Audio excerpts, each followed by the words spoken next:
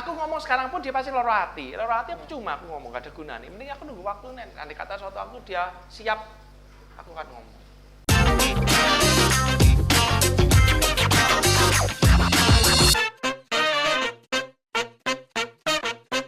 Dalam nama Bapa dan Putra dan Roh Kudus. Amin. Aku siap, orang lain siap. Kalau kita ke sakramen tobat tadi, Rom. Yo. Sakramen tobat itu kan tujuannya supaya orang bertobat, terus ada penghapusan apa tadi namanya? Denda dosa. Denda dosa. Nah, itu. Kalau orang itu setelah tobat terus berdosa lagi, itu apakah suatu kelaziman? Memang hakikatnya manusia itu akan seperti itu, ada repetition itu? Atau itu menjadi menyia-nyiakan sakramen tobat ini sehingga dosanya nanti mungkin akan lebih besar dan sebagainya? Aku gini, gak bisa menghakimi itu. Aku gak bisa ngomong apakah itu seperti apa, enggak iso. Tapi aku menyadari bahwa kita semua pendosa, oke. Tapi aku juga gak membenarkan yang orang berdosa.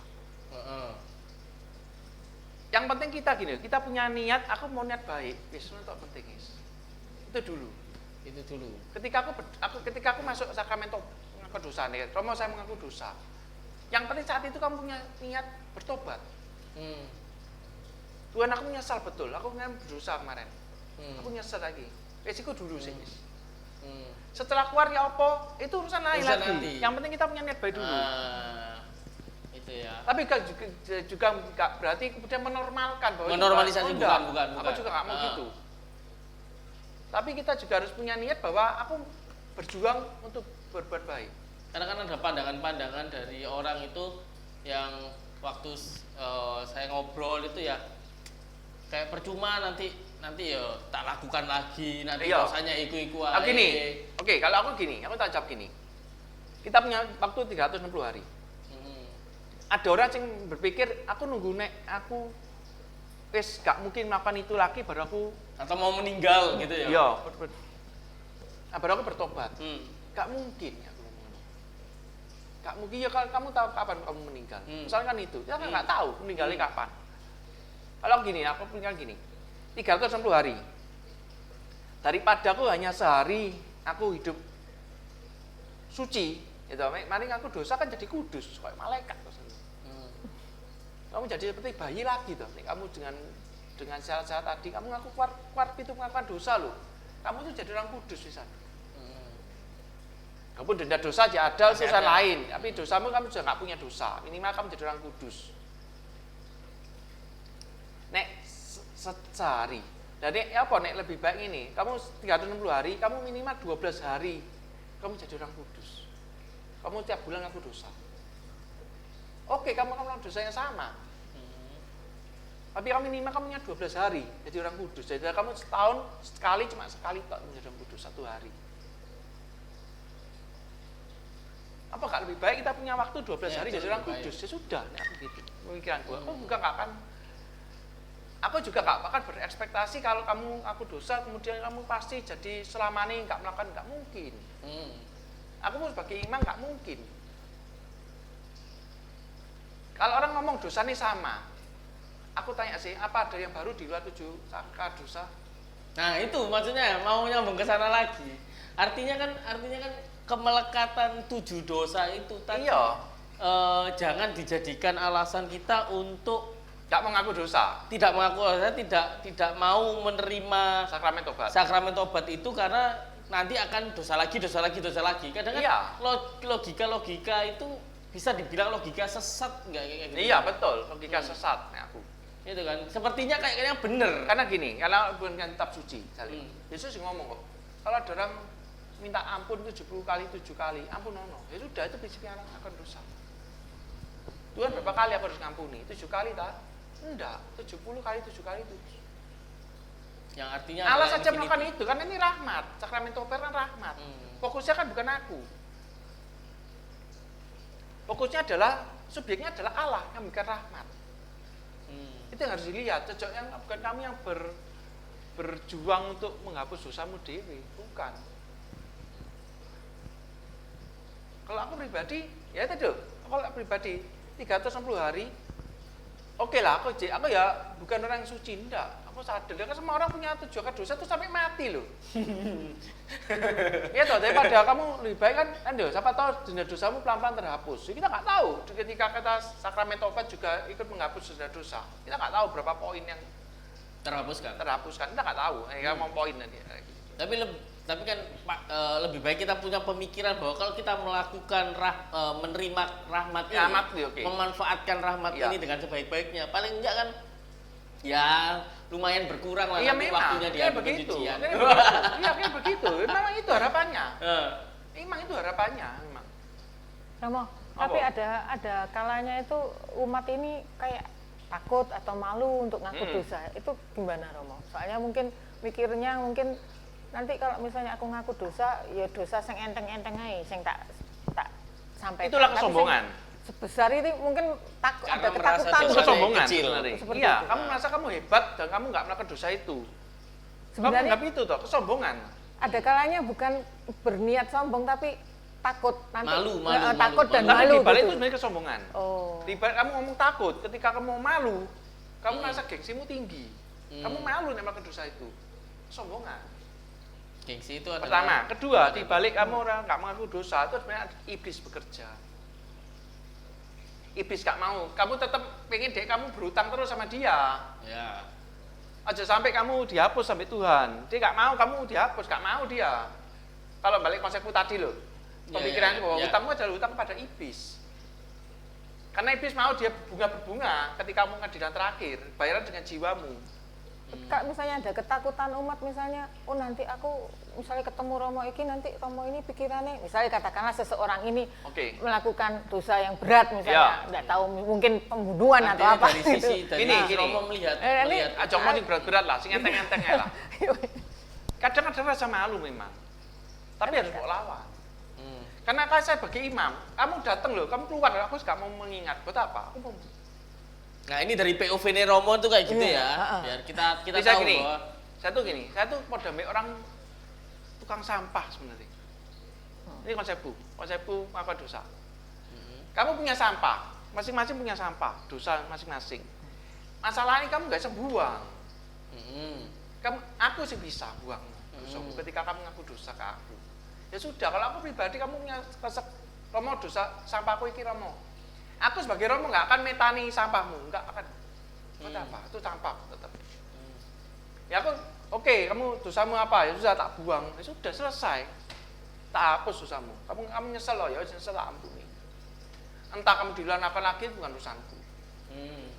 Yang penting aku tahu kamu ada depan aku dan kamu nyesal, aku mengandaikan kamu jujur, ya sudah tak ampuni, selesai. Aku nggak akan pernah mengingat. Karena apa? Karena Romo juga punya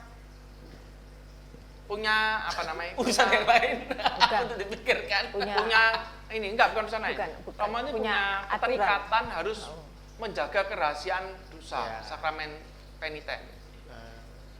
Jadi kalau aku membocorkan, aku tuh urus izinnya sampai ke Roma soalnya. Aku dapat ekskomunikasi. Andai kata aku membocorkan dengan alasan apapun kan nggak boleh dibocorkan.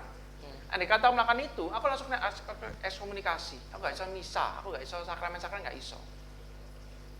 Aku harus minta pelepasan dari ekskomunikasi ini ke Vatikan, ke Paus. Paus ada suratnya bahwa aku dibebas sampai segitunya. Jadi aku gak gelem lah, buat apa? Ribet ya? Iya, bukan masalah ribetnya, karena itu aku berdosa berat. Jadi ini, karena raja melakukan dosa kan dijamin oleh gereja, dijamin oleh Tuhan Yesus sendiri. Karena yang menghapus kan Tuhan Yesus, bukan aku. Karena aku hanya pinjam kuping tok kita sini. Oh ya. Aku hanya pinjam kuping. Tuhan hanya memberikan juga Tuhan hanya pinjam tanganku untuk memberikan absolusi. Ada dulu Mbak, mungkin punya pengalaman sampai yang turut membantu untuk mengentaskan seseorang itu dari dosanya atau dari penyesalannya gitu. Gak ada. Gak ada ya. Berarti keluar itu ya untuk ngada-ngada. Ya toh, ngapain kok ngurusi orang lain? Aku berarti gitu. Ya aku susah-susah ini. Aku nggak mau jadi sok pahlawan, enggak lah. Aku hanya memberikan apa yang gereja berikan.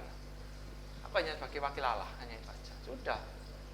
Aku tugasku mewartakan, bisa mewartakan dalam homili, ya sudah. podcast kemarin itu sudah tak wartakan aja. Kamu bertobat nggak bertobat, itu bukan urusanku sebenarnya sebagai imam. Itu urusanmu dengan Allah masing-masing. Kamu nggak mau bertobat pun loh, urusanmu dengan Allah.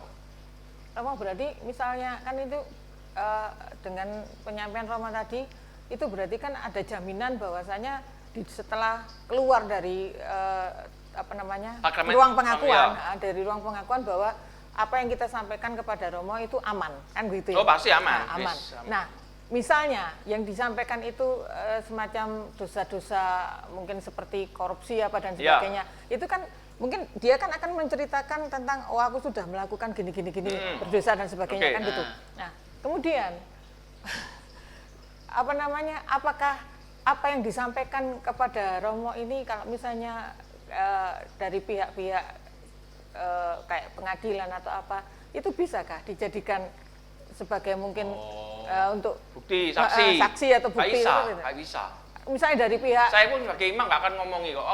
Aku mari ketemu si A si B, enggak akan ngomong maksudnya itu. Dari pihak misalnya kalau misalnya ada ada penyidik itu minta supaya itu nggak bisa, itu bukan tetap berarti akan aman ya menjadi ini. bukti saksi yang nggak bisa, karena pengadilan juga harus tahu kok. Ini aku ada materai yang lebih tinggi. Bahwa berarti aman. Menjaga pasti aman. Dan pengadilan juga akan menggunakan sebagai bukti kesaksian. Tapi kan di sisi lain, Romo, ini kan berarti kan dari pihak Romo, misalnya itu satu dosa yang memang perlu kayak dilaporkan dilaporkan itu bagaimana, Mo? Kan ini gini, kalau korupsi ini. Aku dalam korupsi ini nggak akan pernah menyampaikan, pasti kasuistik, nggak iso. Aku ngomong itu nggak ada teorinya. Ketika Romo memberikan nasihat atau memberikan penitensi, silihnya apa, itu nggak ada teori. Aku pribadi gini, ada ngaku dosa. Aku mengandaikan aku hadir saat itu juga. Situasi batinku ya apa itu bisa mempengaruhi. Kamu sekarang kata nih, ini pengandaian nih, saya lihat si A orang yang sama. Aku ke aku, kamu dosa saya A misalnya. Oke, penitensimu ini. Sesuatu jadi pindah lagi hari 2 bulan lagi, kamu dosa saya A pancet. Jadi penitensi beda. Nggak bisa ngomong karena nggak ada teorinya. Tapi mungkin yang dimaksud itu gini Romo, kan ini kan tadi kan ada material berat, kemudian ada dia mampu dan dia punya wewenang untuk itu, dan ketika pengakuan dosa itu dosanya ini menyangkut hajat itu orang banyak, itu apakah Romo itu akan tetap merahasiakan itu atau bisa Romo itu melakukan sesuatu sesuai dengan aturan gerejanya? Aturan gerejanya adalah pasti Romo merahasiakan. Kalau misalnya apakah tidak misalnya loh ya, kalau misalnya korupsi itu apakah tidak menganjurkan, tidak maksudnya setelah itu setelah peristiwa pengakuan itu ya, apakah Romo itu tidak misalnya tidak menganjurkan atau mengarahkan seseorang itu untuk misalnya laporo sebaiknya atau bagaimana gitu? Itu tergantung situasi saat itu, Kak Isa.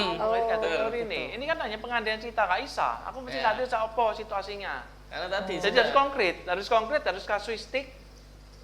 Kalau sudah keluar ya sudah kan. Ini bukan bikin teori gini nggak iso. Tiap Romo bisa jadi beda-beda, prinsipnya itu pengaruh. Kamu ketemu aku, prinsipku ini ya wis segimu. Oke. Itu nggak ada teorinya, nggak ada pakemnya, nggak ada. Mungkin salah satu harapannya adalah dari penitensi itu tadi tiba-tiba turun rahmat lagi untuk orang itu akhirnya memperbaiki kerusakan yang sudah karena itu. Gini, karena kenapa kasuistik? Karena saya pun juga mengandaikan Roh Kudus.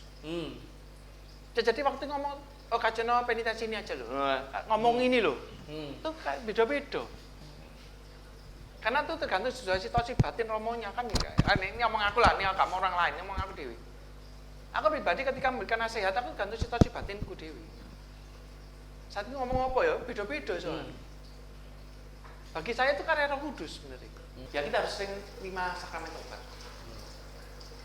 Kadang-kadang kita merasa jadi sombong, merasa nggak punya dosa, merasa nggak butuh rahmat Allah. Padahal kita harus mempertanggungjawabkan ketika kita nanti meninggal dunia. Iblis siap, wis hitung-hitungan. Ayo dosamu iki lho ya, utangmu iki ambek aku lho ya. Hakimnya kan Tuhan. Tuhan karena kamu dosa, Tuhan enggak punya hak. Tapi kamu bukan anaknya dia. Makanya konsep penebusan ya, aku menurut kamu konsep penebusan nih sebenarnya. Karena manusia punya hutang sama iblis. Mengapa orang yang dibaptis itu milik Yesus? Karena Yesus ngomong, ya kamu milikku, gak iso, ini tak tebus. Iblis gak iso ngomong. Oke loh, kemarin sudah lima sakramen tobat, ampuni dosa-dosa. Karena itu konsep penyalipanku sangat real. Kan aneh kata yang ngomong ini masih nggak abot. Penyalipan Yesus itu apa kehendak Allah atau kehendak iblis? Kehendak Allah. Iya kok betul jawaban itu sebenarnya. Jadi kan tuh, tapi kan nggak bisa sekedar A atau B. Karena tadi loh, kata itu kan harusnya konsep dosa tadi itu dosa itu apa? Dosa itu hutang sebenarnya. Hutang hanya bisa ditebus ketika Allah yang menebus. Harus Yesus yang menebus. Bukan masalah kehendak Allah atau kehendak iblis, enggak. Itu kehendak Allah, tapi Allah bisa menggunakan kehendak iblis untuk mencapai tujuannya Allah, untuk menyelamatkan manusia.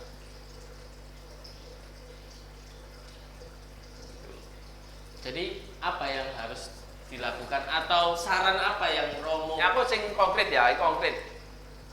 Pertama setia dalam iman, ini pesanku aku kalau mengikuti khotbahku kan orang kan nangkep dia punya visi yaitu setia dalam iman itu penting gitu. Karena tantangan akan setiap orang kan selalu ada untuk meninggalkan iman. Dari luar. Ya kita bisa melihat gereja kita. Ada aktivis-aktivis terkenal dulu kalau artis-artis sejadi dulu orang Katolik saya meninggalkan iman dengan alasan apa? Berarti kan tantangannya akan terus ada. Orang meninggalkan iman. Iya, akan berakhir. Itu dosa berat itu Pak Jawa. Itu tanggung jawabnya berat itu, besar sekali. Yang rugi siapa? Dia sendiri sebenarnya. Yang rugi dia sendiri. Tadi loh, kalau dia hutang, murtad kali. Dia hutang sama iblis kesenangannya. Bu, dia dapat apa? Dapat jodoh, dapat kekayaan kan, tapi kan hutang. Dia harus menjual imannya. Karena kalau saya meninggalkan iman, kalau kau pakai konsep gadai, orang menggadaikan iman, aku lebih tepat itu. Gadai. Orang gadai gini, ya apa sih konsepnya gadai? Kata kamu punya suatu tanah, Ya. nilainya 1 M, 1 M, tak gadai no, kamu punya pegadaian. Aku dapat piro? Separuh. Separuh, 500 juta. 500. Suratnya buat cekel, aku jadi utang duit 4 juta, gitu. Heeh.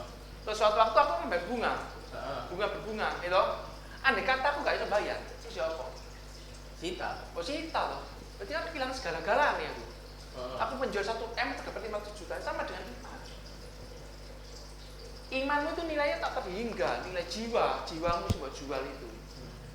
Kau menggadaikan pada iblis, aku jaluk kekayaan, aku jaluk pangkat. Oke, tak kasih pangkat. Kamu menggadaikan iman. Kamu punya pangkat, tapi jiwamu jual. Balik lebih. Ya sudah, ketika kamu mati nanti bertanggung jawab semuanya pada Allah. Wow, sudah siap mati semuanya? Tapi konsep gadai tadi loh, kamu rugi. Konsep gadai kan itu, kamu rugi. Nilai masih 1 M, kamu dapat 500 juta. Gadai, ini apa konsep gadai? Kamu menggadaikan iman. Kamu dapat apa sih? Bojo katakanlah, oh bojomu cantik, tuwek, elek. Kamu punya pangkat, kamu dapat jabatan, kamu 60 tahun kamu pasti pensiun. Apa artinya semuanya? Semuanya ada masanya. Iya. Padahal jiwamu kekal, kamu nanti mati pasti mati. Pasti kamu harus mempertanggungjawabkan pasti lakukan selama di dunia. Nah iya apa? Kamu rugi besar. Orang berikan iman rugi besar dia. Dia hanya mendapatkan apa sih? Iblis bisa memberikan semuanya itu. Karena godaan Yesus apa? Kamu naik di atas gunung toh? Bukan bahasa asing gunung. Kamu lihat seluruh kekayaan, kekuasaan di dunia. Itu loh kamu bisa tak kasih ke kamu Yesus oh. Jangan iblis oh. Kalau kamu nyembah aku. Itu toh tantangan Yesus pada yang kedua godaan itu. Yesus dihadapkan pada kekuasaan kekayaan dunia, semua dunia itu milik tak kasih ke kamu kalau kamu nyembah aku. Nah, itu sama dengan apa yang setiap hidupi sekarang ini. Kadang-kadang sakni, kadang-kadang kasihan, bukan masalah apa-apa ya. Kadang-kadang kasihan orang meninggalkan ini, kasihan aku benar. Karena orang Katolik yang meninggalkan iman dengan alasan apapun. Kalau umat agama lain yang meninggalkan imannya di agama lain, Romo kasihan nggak? Gini, aku melihat gini, menjadi orang Katolik itu panggilan. Nanti aku gak melihat agama lain. Oh. Aku gak ngurusin agama lain, aku ngurusin orang Katolik. Karena menjadi Katolik kok panggilan menjadi Katolik, bahasa Katolik panggilan. Dari saya manggil siapa? Allah. Saya manggil Tuhan Yesus, sama jadi anaknya tadi loh. Okay. Tuhan tahu kamu punya hutang sama iblis, saya kamu tak jadi anakku, belum gak mau jadi anakku. Gak mau ya gak apa-apa, Tuhan gak maksa. Nek mau ya sudah, kamu mau ya tak baptis, tak bayar, kamu gak punya dosa. Nah, loh, konsep baptisnya kan gitu. Gak apa-apa Tuhan itu dengan kebebasan yang diberikan ke manusia. Tapi kamu tak bebas ya. Tuhan gak pernah maksa. Ini loh, aku konsep tadi, baik itu konsep hutang. Oke, tadi kita gak punya akar balik, kita gak punya agama semua lah, katakanlah kita belum baptis Katolik saling, kamu gitu. Kemudian kita kan punya hutang sama iblis, pasti mati. Tuhan kemudian nawarkan, kamu tak jadi anakku, kamu jadi anakku tak bayar, dosa-dosamu tak tebus, penebusan. Oke, Tuhan aku mau, ya semua tak baptis, saya baptis yuk, baptis, itu kan namanya baptisan. Tuhan langsung bayar, yuk bro, please utangi si A ini bro, iki tak bayar, kamu jadi anakku. Kamu kira pengadilan terakhir dibela, lo iki lo anakku, wis hapus susahnya. Kamu gak punya hutang lagi sama dia, gak punya hutang sama kamu. Allah, Yesus, ya kita diadili, iblis menagih, oh gak ki anakku, wis tak tebus sih. Lho. Iblis gak apa-apa, ini Allah, dia berasal dengan Allah langsung itu mengani. Yesus ngomong dia tak tebus, ya tebus, gak apa-apa iblis. Karena Yesus sudah membayarnya di kayu salib. Konsep penebusan itu, karena dia Allah yang membayar dosa manusia, itu konsep pembayaran dosa.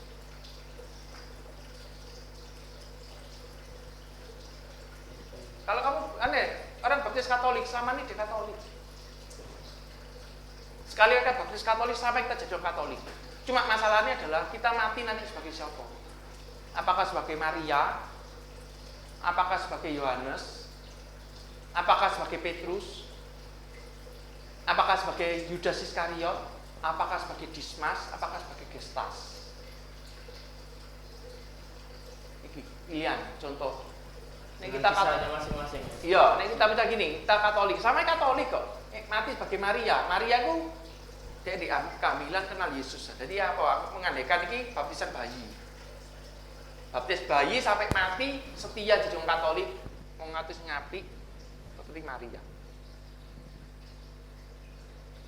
Nek Yohanes, anggap aja dia baptisan dewasa. Dia gak pernah mengkhianati Yesus. Dia baptisan dewasa sampai mati Katolik tetap Yohanes. Pakai Petrus pernah menyangkal Yesus tapi tobat. Jadi itu kita pernah berdosa menyangkal Yesus pernah, tapi kita mau bertobat. Tuhan aku nyesel. Aku mau balik. Sudah, itu Petrus. Apakah Yudas Iskariot murtad nggak pernah balik? Ya wis, pilihan itu tuh pilihan. Kamu masih Katolik selama ini. Tapi tetap Katolik. Ya tetap Katolik, ya Yudas Iskariot masuk neraka jelas karena dia melawan Allah. Kemudian sebagai Dismas itu penjahat yang di sebelah kanan Yesus. Dia mungkin selama ini nggak pernah kenal Yesus, mau mati tok kenal Yesus, bertobat, baptis, jadi Katolik. Bisa jadi gitu, jadi Dismas. Atau Gestas itu koconi sebelah kiri. Dia dikasih kesempatan, ditolak, ya wis mati sebagai orang nggak mengenal Yesus.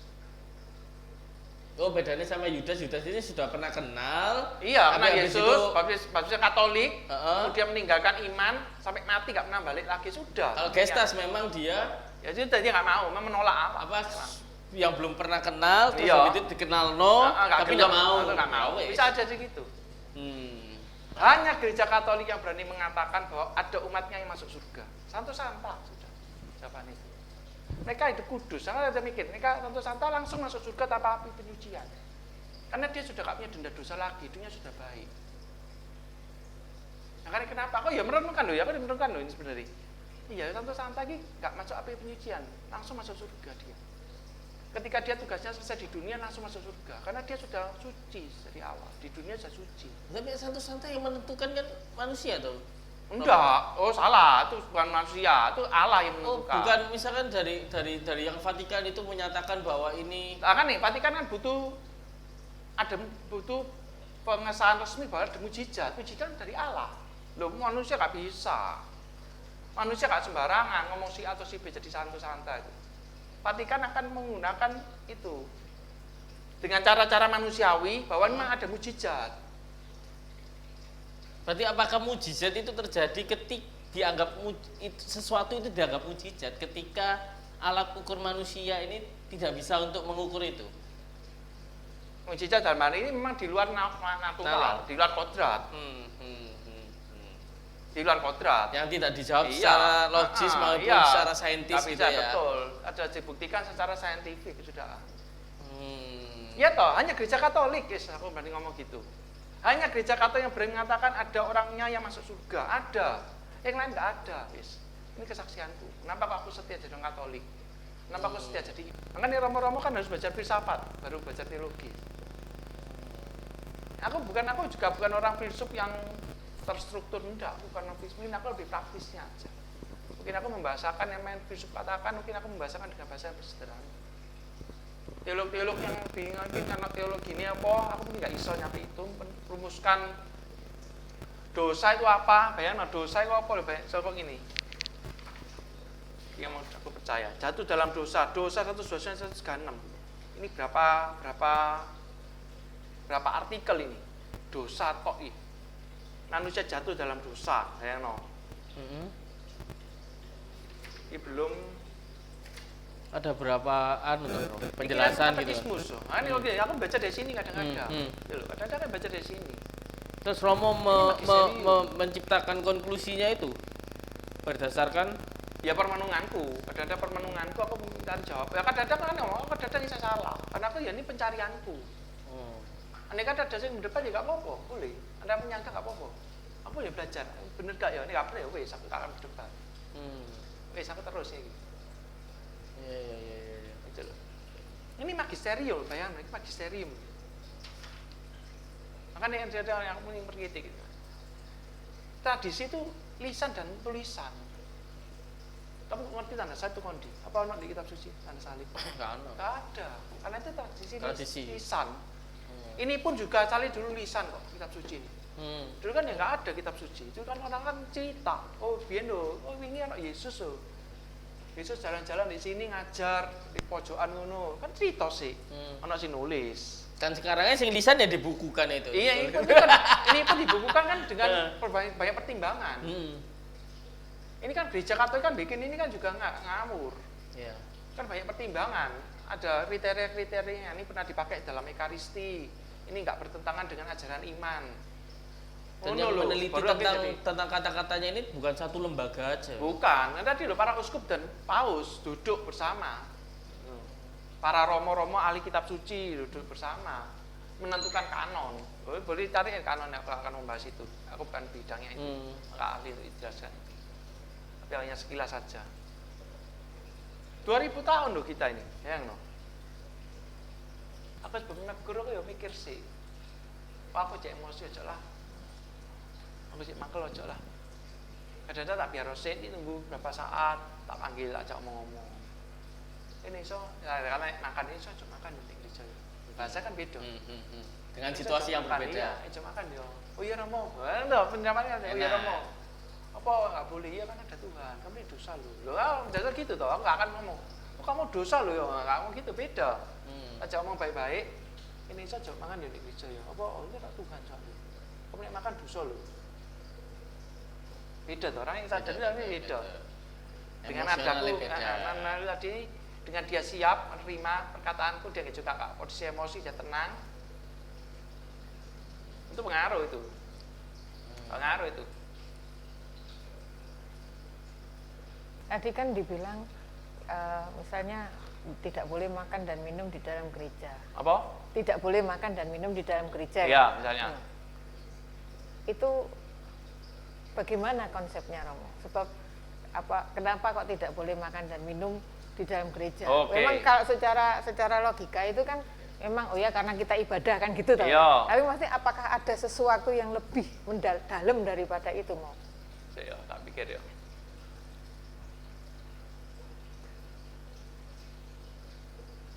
Ya aku simpelnya gini, karena ya gereja tempatnya kita berdoa loh, bukan makan dan minum. Iya, kan berarti kan konsepnya karena kita sedang beribadah Iya. kan gitu toh. Bagaimana gini ya, Jam? Kita mungkin yang lain lagi dalam mungkin menghormati ya, menghormati sosok yang kita hadapi sekarang. Berarti kan Penghormatan. begini ya, berarti kan real Tuhan itu hadir di dalam Iya, Ekaristi karena kan Tuhan gitu. ada dalam gereja. Nah, terkadang memang kadang umat itu kan tidak ini, Romo. Maksudnya Ekaristi itu dianggap sebagai sesuatu yang semacam hanya ritual kewajiban rutin Oke, gitu ya, aja. jawaban tadi loh, karena kamu menganggapnya itu adalah hanya ritual kewajiban. Kamu belum sampai kata cinta. Aku datang ke gereja kenapa? Karena aku cinta. Saya tanya, andai kata tanya, kamu ada apa? Kamu wajib lagi gereja? Enggak wajib kamu lagi. Misa enggak wajib. Coba pikir kamu misa wajib enggak? Enggak ada kewajiban di hukum ini enggak ada. Romo itu wajib misa enggak ada. Di AKK enggak ada. Oh, Romo itu. Tetapi masuk di perintah 5 perintah gereja itu loh. Apa perintah gereja? Apa juga, tapi prosoku ada ya. Ada. Ya, Apa perintah gereja itu? Apa ya? Ayo, Closing ayo, lah. harus lama-lama AI ketika AI minta gereja ya ChatGPT minta gereja apa? Ayo sebutnya minta gereja apa? Yes. Nggak Menguduskan ada hari kewajiban, Tuhan. bener loh. Kenapa nggak diwajibno? Nih kewajiban untuk menghadiri misa pada hari Minggu dan hari Raya. Oke, Nah itu. itu kewajiban itu toh. Misa. Tapi kan hari raya minggu apa? Dia minggu toh, kan nggak harian kan nggak. Aku ngomong harian kok.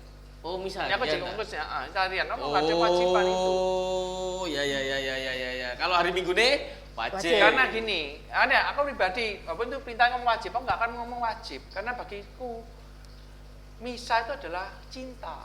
Ya, iki. Aku menaikkan ke iki. level, kamu naik wajib, pada kamu naik anak SD, level pujaan. Dipaksa, harus ada hukuman. Itu wajib. Nek atasnya wajib adalah butuh sebenarnya. Kebutuhan, kamu butuh. Tuhan aku hari ini besok mau ujian Tuhan, aku butuh. Tuhan memberkati supaya ujianku lulus. Apalagi doa. Tapi bar butuh ya apa? Mari gak butuh ya wis gak lunga gereja, gak butuh wis. Tapi nek cinta, sudah gak ada kata wajiban, gak ada lagi kebutuhan. Aku gak butuh, gak butuh apa-apa. Tapi aku mencintai Allah. Tanpa motif gitu ya. Iya, tanpa motivasi apapun, tanpa motif apa tujuan. Nanti ada itu ketulusan. Jatuhnya ke sana. Ketika kita sudah gak punya niat-niat yang menguntungkan kita sendiri, aku gak punya tujuan untuk menguntungkan aku, mencari keuntungan, itulah ketulusan. Itulah cinta. Kayak gitu, itulah kebebasan. Topik awal tadi. Kenapa kok Tuhan berikan kebebasan? Supaya kita mencintai Allah. Kayak gitu. Itulah kenapa kok kita berdoa. Karena kita harus mencintai Allah. Aku mengajak itu ke situ. Oke. Jadi aja karena wajib Formalitas. kewajiban ada ketakutan. Dalam ketakutan tidak ada cinta. Paulus ngomong gitu. Ketika kamu takut, tidak ada cinta di situ. Kalau nggak ada cinta, nggak ada buah-buah roh. Kamu nggak ada pahalanya sama sekali. Emang pahala, itu hitungan pahala. Tapi kita datang kepada Allah karena kita mencintai Allah, karena kita mau bersyukur demi Tuhan. Tuhan aku mau berkati, aku bersyukur. Tuhan nggak minta balasan. Yang kita nggak memuji Allah, apakah Allah rugi? Enggak. Apakah Allah untung? Enggak. Yang kita memuji Allah, apakah Allah mendapat sesuatu? Enggak. Yang beruntung kita.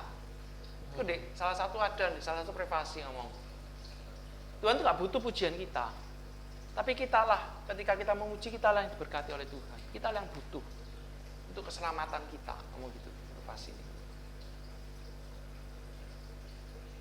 Tidak menambah apapun. Ketika kita memuji Allah, tidak menambah apapun kepada Allah. Andai kata semua orang di dunia ini murtad semua misalnya, meninggalkan Tuhan semua, Tuhan enggak rugi apa-apa. Ya. Ketika semua orang di dunia ini memuji Allah, Tuhan juga enggak mendapatkan apa-apa. Enggak nambah apa-apa pada Allah, tetap Allah. Yang beruntung, yang bersyukur adalah manusia itu mendapat berkat, keselamatan ketika kita datang pada Tuhan. Jadi ini semacam simbiosis komensalisme ya Romo. Apa? Simbiosis komensalisme. Maksudnya apa itu? di mana satu itu juga kalau ada terjadi sesuatu, ada kejadian sesuatu, yang satu itu juga ketika ada yang untung, tapi satunya juga nggak rugi gitu. Dan dalam hal ini nggak rugi, akan selalu gitu. Tuhan. Aku nggak pengkaitan simbiosis. Ini cinta sebenarnya. Dan levelnya sudah level cinta lagi. Kan cinta nggak akan mikir gitu. Nggak akan mikir gitu. Jadi semakin dipikirkan, semakin itu akhirnya nggak cinta. Dan mari apa pikirkan? Ya dalam arti yang Romo sampaikan tadi tentang saya menganalogikan simbiosis kan simbiosis. Simbiosis kan masih ada tujuan simbiosis. Masih ada yang rugi, ada untung, atau sama-sama untung sama rugi. Tapi nggak mau gitu. Ini Allah nggak rugi apa-apa kok. Allah nggak akan ngomong kerugian, ngomongnya manusia. Yang manusianya. Iya, kita dulu. Kita ya Allah nggak rugi apa-apa. Dia ngomong gitu. Apakah ketika Allah di dunia menjadi orang Katolik apakah Allah untung? Enggak juga. Allah tetap Allah dan Allah sudah kekal. Allah nggak berubah. Andai kata ada orang menghujat gereja di Ancono misalnya, orang menghina-hina Allah, menghina-hina Ekaristi, orang nggak mau ke gereja lagi.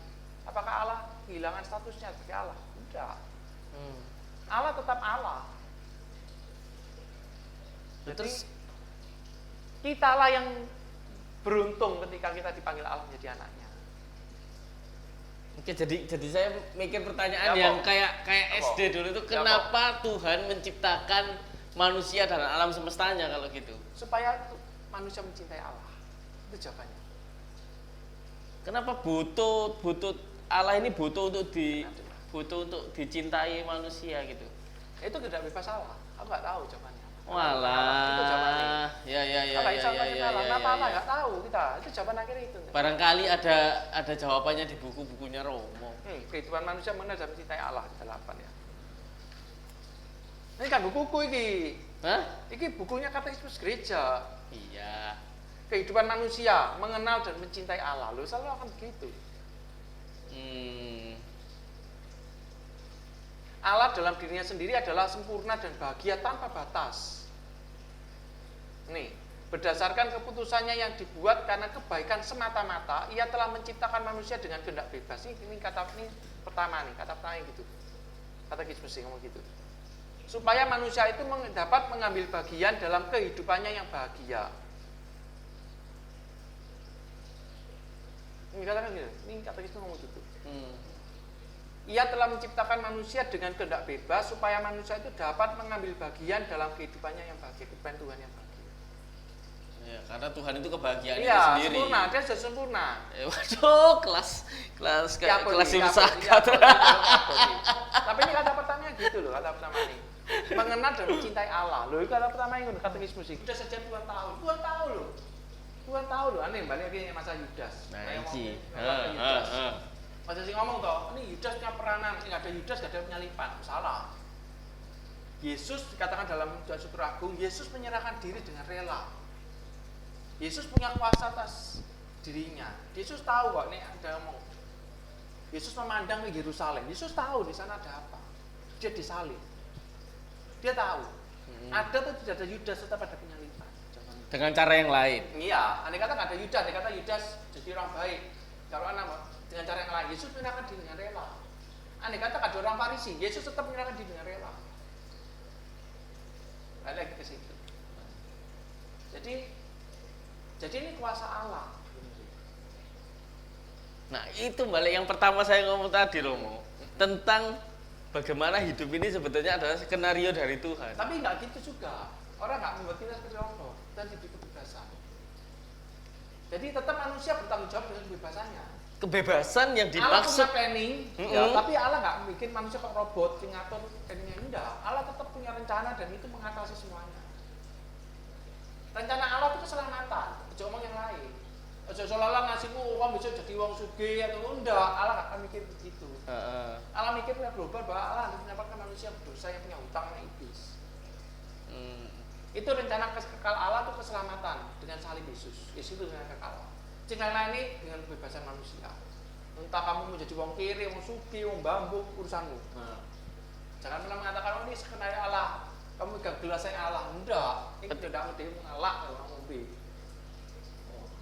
Nah, itu hebatnya Allah itu Romo. bagaimana dia sudah mendesain sedetail mungkin tentang dari organ kita ini sehingga kita bisa ngelak, sehingga Allah itu secara tidak langsung sudah mengatur bahwa pada menit sekian ini sekian dia akan minum gitu. Enggak, itu bukan itu maksudnya. Allah tadi loh, Allah itu hanya menyatakan manusia di situ. Detail itu enggak, itu kebebasan kita. Kamu kesandung nih, kamu luka ya itu urusanmu dewe. Kon ngombe gula wae tapi mbok ngombe kabeh kon iso diabetes salahmu, ojo nyalakan Tuhan.